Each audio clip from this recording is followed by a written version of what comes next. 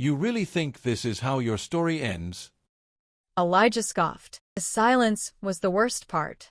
Elijah Brooks had once lived in the roar of crowds, the deafening chants of his name, the flash of cameras capturing his every move.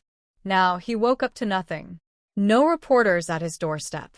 No team waiting for him at the gym. No calls from promoters looking to book their next big event. Just silence. The world had moved on. It didn't take long for the boxing commission to strip him of his title. After back-to-back losses, the sport no longer saw him as a champion, just another cautionary tale. The belt that once defined him now belonged to someone else. He told himself he didn't care. Told himself he could get it back. But deep down, he knew the truth. The him that won that belt didn't exist anymore. Determined to reclaim his legacy, Elijah did what he always did. He fought. He trained harder than he had in years, pushing his body past its limits. Early morning runs, brutal sparring sessions, endless drills. But no matter how much he pushed, something was missing. His legs weren't as quick. His reactions weren't as sharp.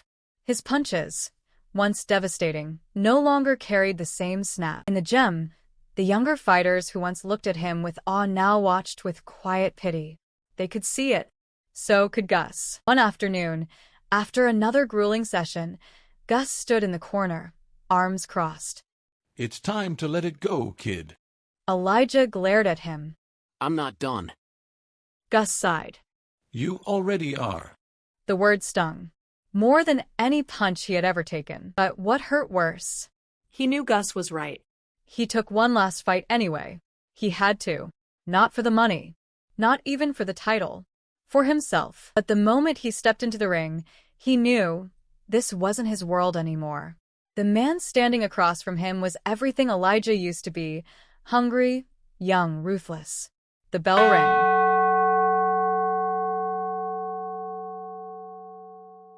Elijah fought with everything he had. Every ounce of will. Every piece of himself. He refused to go down without a war. But his body betrayed him. His timing was just a half-second off.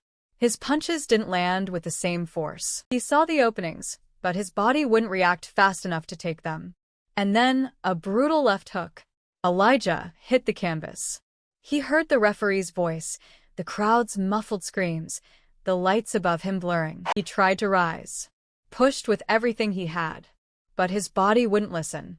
And then he heard it. 10. It was over.